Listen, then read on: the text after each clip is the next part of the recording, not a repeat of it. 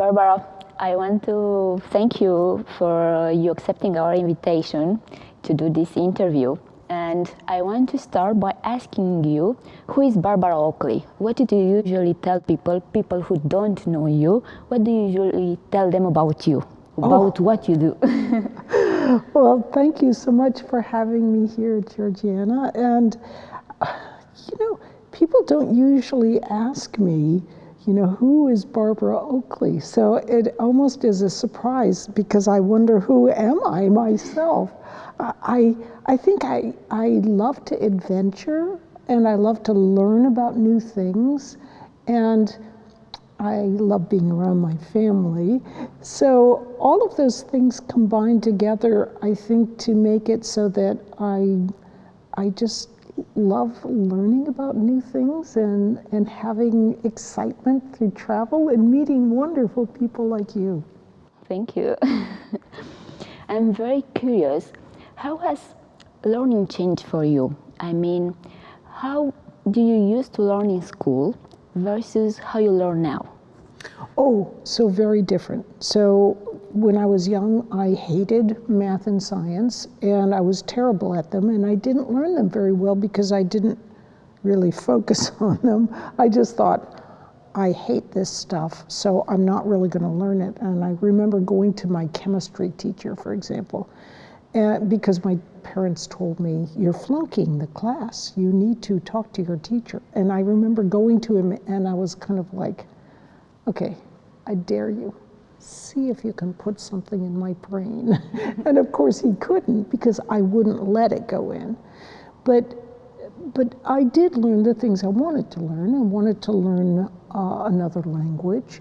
So I studied and was successful at that. But when I apply these same ideas, for example, I will look at a page now of a paper I'm trying to understand.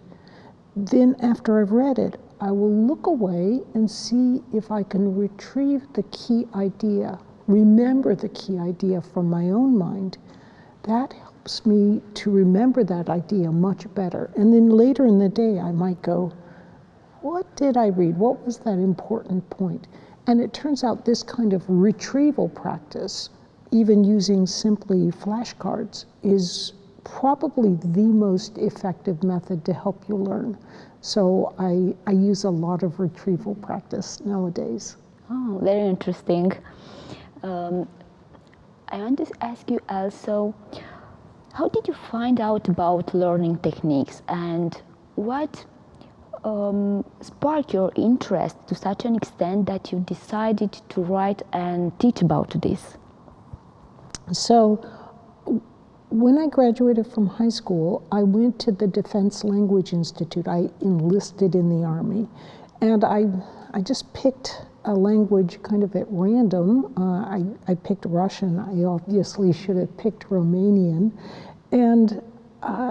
but I learned how to learn a language. The Defense Language Institute is one of the best language learning institutions in the world, and so I learned that I had to retrieve key ideas. It wasn't that I looked at a verb conjugation on a page. I got so I could retrieve that verb conjugation and do it very quickly and smoothly and fluently. And when I used that same technique when I was getting out of the Army at age 26, I decided to try to learn in math and science. When I used these same retrieval kinds of ideas, they worked. And even though I'd been terrible at math and science before, I started at a very low level, and I was able to learn math and science. So since that time, I've been very curious. Why was I able to learn these two very different topics? Why did learning a language help me in learning in math? So I became very curious about the neuroscience of learning, and in the last decade, indeed, it has turned out that we've learned so much about how the brain actually learns that now I can much better understand why using this same technique could work for both language learning and learning in math and science. And there's so many great techniques that are coming from neuroscience and cognitive psychology that I love to share about these ideas because it can make learning so much easier for many people. But I think you do the same thing yourself. You've written a wonderful book about learning. Thank you. You're inspiring me very, very much. Oh, well. Your course.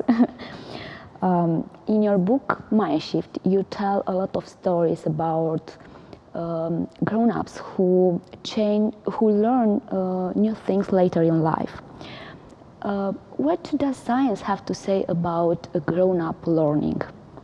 So we can make new neural connections, which is what learning actually is.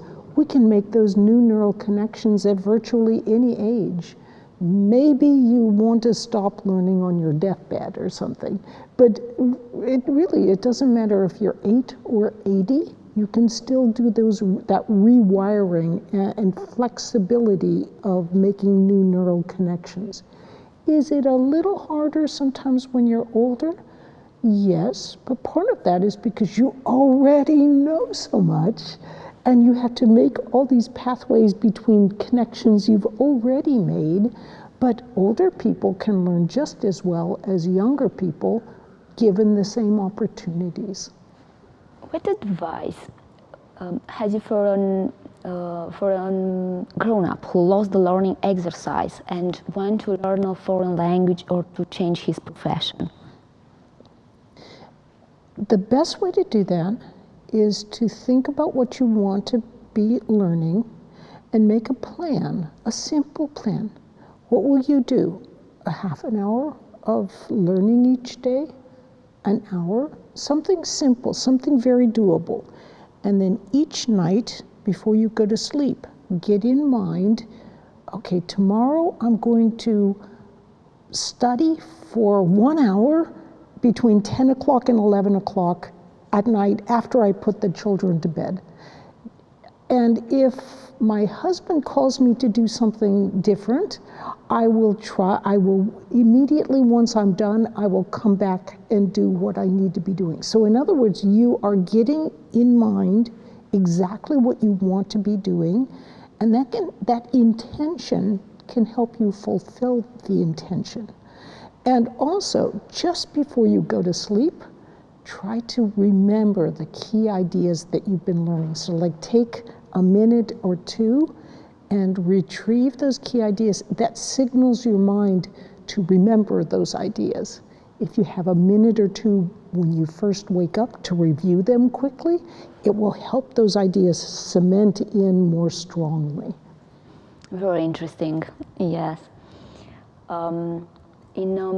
We live in a world full of technology and are many distraction sources. I want to ask you, because it's very hard for a teenager to choose first learning and then having fun. Mm-hmm. I want to ask you, what advice have you for a student who are tempted to procrastinate learning?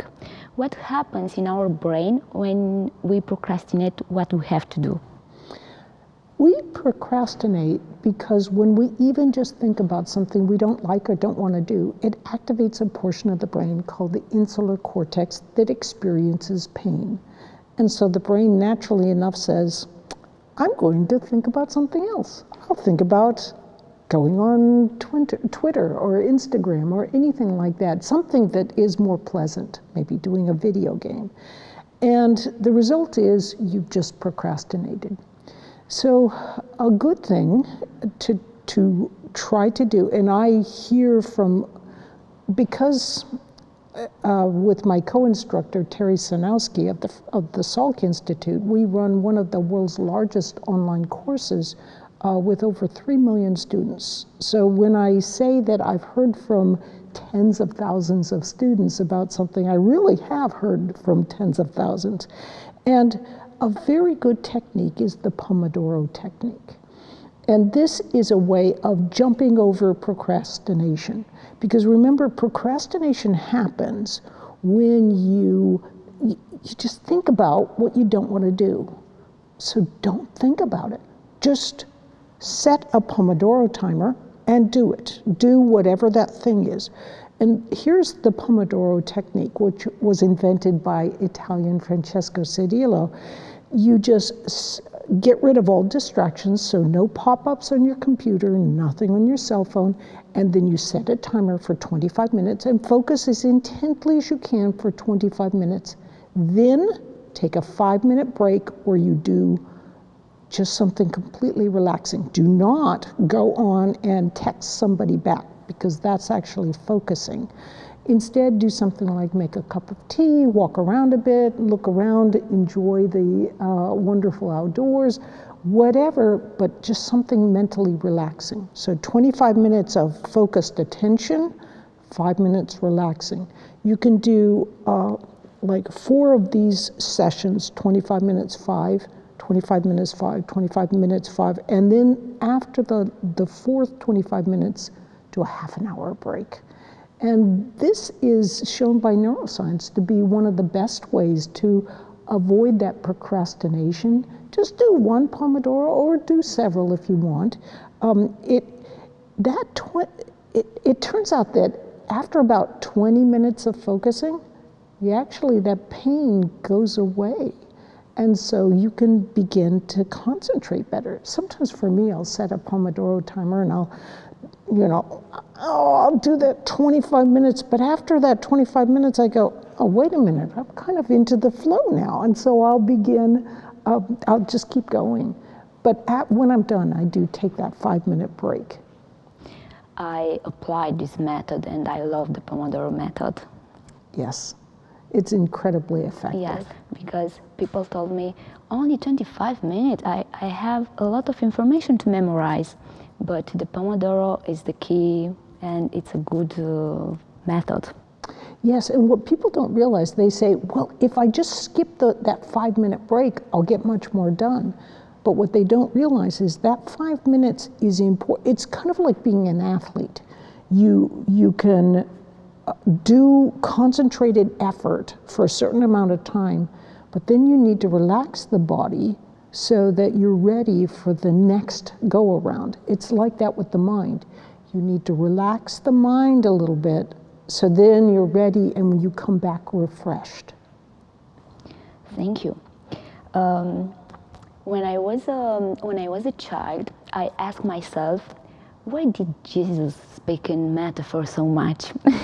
And now I know that he was a good teacher and he explained complex concepts in an easy way.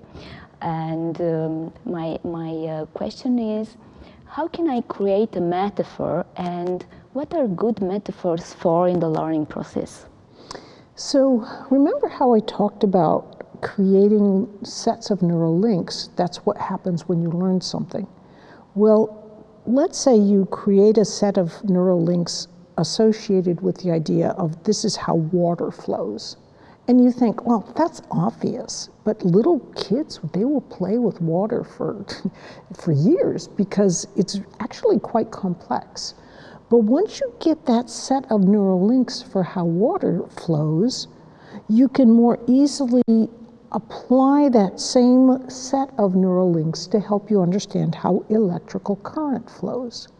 So metaphors are good because they take a few key similarities through that metaphor that allow you to more easily pick out the key ideas of whatever you're learning. Now, how do you come up with metaphors? Sometimes when you're learning something, you may sit there and say, oh, what is this like? And come up with a simple idea for what something is like, that you could explain this mathematical concept, for example, to a child. I mean, computer science is filled with metaphors. You have branches and trees, and it's so embedded in learning computer science that you don't even think of them as metaphors anymore. Oh sure, it's a folder, it's a directory. Those are all metaphors, but they're metaphors that help us to learn. Other ways to use or to gather metaphors are, let's say you're learning about a specific topic, You can always Google and say, what is a metaphor for this? You can ask your friends. For me, I will ask my husband. My husband comes up with some wonderful, often silly metaphors, and silly metaphors can help those ideas stick more effectively. So these are all ways you can more easily get metaphors to use. Okay. I noticed that children are very good to create metaphors. Yes, yeah. And I think one of the hard things is oftentimes when we're learning at a graduate level at the university, you think, oh, I'm at too high a level. I shouldn't be using silly metaphors, which is kind of wrong. Actually, the higher you go, the sillier the metaphors should be, because they really do help you learn these difficult concepts. Sometimes I think that academics, they don't want to have metaphors that help people learn more easily, because they want their concepts to be seen as tough. And so, for example, when I've talked about using an octopus or a quadrupus with 4 arms as being analogous to, or a metaphor for, working memory, I've talked to top cognitive psychologists, and they're kind of like, it's almost like they're a little dissatisfied because you're making the concept so easy for people to understand. But really, the concepts are easy if you use the right metaphors. We know about people who change the world, in a good way, and I'm talking about Einstein, Gandhi, Churchill, and many others, that they had the sense of humor. What is the sense of humor? What is the role of humor in learning? Humor has a very important place in learning, especially in online learning, because online learning can be a little boring. But if you have a little bit of humor scattered around when you're watching, for example, a video, as the same thing when you're reading a book, a little bit of humor here and there, it can help you to learn more effectively. And here's what's going on. When your brain experiences an unexpected reward, it will release dopamine in those neurons that have just experienced the unexpected reward. So what does this do? This dopamine helps those neurons to knit together in some sense and become a pattern of memory. So what is humor? Humor is unexpected reward. You'll begin to speak this way, and then suddenly you go off this way, completely unexpected, but it's a rewarding experience. It's funny, and so good humor helps with learning. I noticed something interesting that students I work with. When they read, they want to understand, to memorize, and to learn in the same time. They don't realize that there are 3 different processes. And I want to ask you, what does efficient reading mean for you? What do you have to do to retain more information through reading? Your best approach to retaining information through reading is not necessarily to speed up your reading, because we often think, if we read faster, we'll remember better. But research has shown that your eyes moving more swiftly across the page doesn't get it more swiftly into your memory. In fact, your mind can only work so fast. So what you want to do to read more effectively, to really get those ideas, is to use retrieval practice again. So you read a page, trying to understand it as carefully as you can, look away, and see if you can retrieve the key ideas from that page. Or if it's several pages and a section, so you read through it, and then ask yourself, what were the key ideas from that section? This can be very helpful in allowing you to read more effectively. There is a difference. I have noticed for myself, however, that, for example, when I'm reading a calculus textbook, for example, I read more slowly than when I read fiction. And in fact, because I've done so much technical reading over so many years, I think my reading has slowed as a consequence, even when I'm reading fiction. But I don't mind so much because I think I read more deeply. Actually, Steven Spielberg, the great movie director, he has dyslexia, and he reads a movie script about half as fast as a typical or a neurotypical person can read it. But he says that as a consequence, he actually reads more deeply, and he's able to visualize what he's reading more effectively.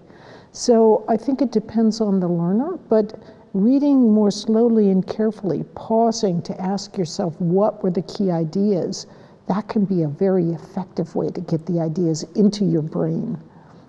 Do you recommend to underline what we want to retain? There's research evidence that shows that underlining is really not nearly as effective as retrieving those ideas from your brain. But I do think that a little bit of underlining here and there, it can be helpful because it's drawing your attention to help you focus on that particular concept. So I don't think it's all bad, but it's not the key way that you want to be retaining or trying to retain the information. Also, sometimes people will reread, and we know that rereading is not really, it's just letting your eyes go across the page again, which if you're doing it for the second time, you can do it more quickly. So you feel like you've learned it more effectively, but you really haven't. You're just skimming your eyes more quickly across because it's become more familiar. It's that idea of, can you retrieve those key ideas from your own mind? One medical doctor I know who graduated top of his class he made it a practice to only read things once. I think I prefer to read it a second or third time, but on different days. But he would read things once, but then he would make flashcards so that he was always retrieving that key information. He didn't just sit there and reread it because that's easy. He would make it more difficult on himself by making these flashcards, but he would retrieve that key information.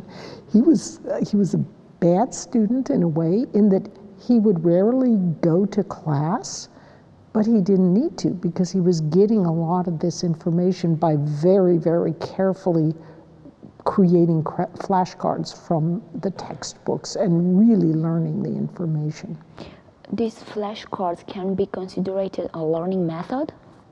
Oh, absolutely. Yes, it is at the heart of retrieval practice.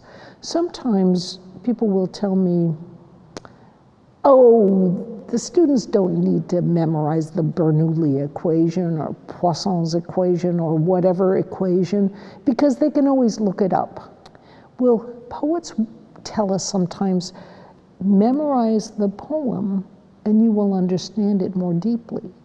If you memorize a key equation while you're also thinking about what are these relationships? Why is kinetic energy got these units? Why is velocity squared? Why is the unit for inertia actually multiplying this equation? If you're thinking about what you're memorizing as you're memorizing, instead of just saying, oh yeah, there's an M there and there's a V there, and there's a 2 there or something like that, you can understand it more deeply. And then when you're solving problems, you want to be using those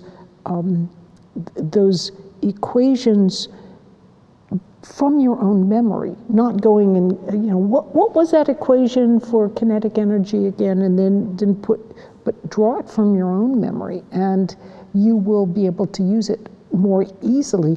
I often say, just if there's a really important problem that's been assigned to you, as long as you know you've got the right answer, look at that problem and then see if it's whispering the next step to you as you are solving that problem. Practice with that problem over a number of days so that when you look at it, when you even just look at it, you can go, yeah, I do this, this, this, and this. Not because you've memorized it, but because each step of the solution whispers to you what that next step should be. What another memory techniques do you recommend for students? So I think you probably know better than I what some of these good, because you've talked about these memory techniques. Yes, I talk about Memory Palace. Yes. Memory Palace, surprisingly, Memory Palace is often thought of that was devised initially by the Greeks. Yes. But it actually has been used by indigenous groups all around the world who will come up with techniques for, even on your hand, you could locate different things you want to remember. For example, conjugating a verb. You can have different locations on your hand. Or the old Memory Palace technique is that you would have a familiar place like your house, and you can deposit different things you wish to remember in various locations that you can picture in your house. This is conveniently, conventionally people will think of things like a list of what you want to remember to go to the grocery store. But it's kind of like, isn't there a better purpose than lists of what you want to remember to go to the grocery store? But there often are things that you wish to remember. For example, I want to remember things like the different wavelengths. So you have delta, theta, gamma, beta. How do you remember which wavelengths are which? So I use my living room as, I've got 4 delta airplanes, so that goes from 1 to 4, that's 1 to 4 hertz, and I remember, and then 4 to 8, I have on my lamp, I've got a theta, and so I just made up a little memory palace in that way. So there's many different ways to use a memory palace as a memory tool, but often thinking of what you want to remember and then having some kind of a really odd image or something of that nature. Like for me, how would you remember my name? I am Barbara. Well, maybe you would think of Barbara Streisand, and she would have a big nose. I don't have a big nose. I don't have a beautiful voice either. But if you think of Barbara Streisand, what you're trying to do is connect my name, my face, and how do you make that connection? Sometimes just something bizarre, like a famous actor or actress, or like I met a man named Milan recently. How can I remember Milan? Well, it's the Milan Cathedral. Falls right on him. And so making a connection with an astonishing or unusual image can often make that memory stick better in your mind. It's very interesting what you said about how to memorize new things and about bizarre connections. I want to ask you, how can we explain through a metaphor the difference between working memory and long-term memory? So working memory is in your prefrontal cortex, mostly. I mean, that's an easy way to think of it. So I like to use an octopus or a quadrupus that has, it's like an octopus that has only 4 arms, because you can normally, a typical person can hold about 4 things in mind consciously at one time. And some people can hold much more. Some people, like me, I don't have a big working memory capacity. And long-term memory, on the other hand, it's more towards the back of the brain, and it's those created sets of neural links. And you can hold a lot of information in long-term memory. It's like this huge closet that no matter how much you open the closet, there's more room in the closet. So how do you get something from working memory, which is very limited and what you're conscious of, into long-term memory? That's the trick. Because lots of times we'll look at a page, something will be in our working memory, we're conscious of it, and we think, got it. Okay, this is great. And then we go take a test, and that's when we realize it was only in our working memory. It was not in our long-term memory. So this, again, is why retrieval practice can be so powerful and important, because it's a way to quickly check whether something's only in your working memory, where it's temporary, or whether you're starting to get it into long-term memory. But just by using flashcards or asking yourself what those key ideas were, that's a way of quickly checking. Did I get it into long-term memory, or is it just still floating around there in working memory? I'm very curious, how can I become an expert in a field? Through creating lots and lots and lots of sets of neural links. In other words, you've learned a lot and you've practiced a lot with the ideas. So people would say, for example, Nobel Prize winner Richard Feynman, they said he is a magician. His intellect is so far ahead of that of most physicists that it's not like he's a physicist anymore, he's more like a magician. But that intuition was developed over decades of incredible amounts of problem solving. He was always he would take vacations and solve lots of problems. He did many different problems of different sorts. And of course, he was a very creative person, so he was also doing things like playing the bongos and the drums and having lots of fun. But he fueled his expertise through lots and lots of problem solving. So experts, if you're an expert at drumming or video games or at playing the piano or at learning languages, you fuel that expertise by lots and lots of practice with whatever you're learning. How would you describe accelerated learning?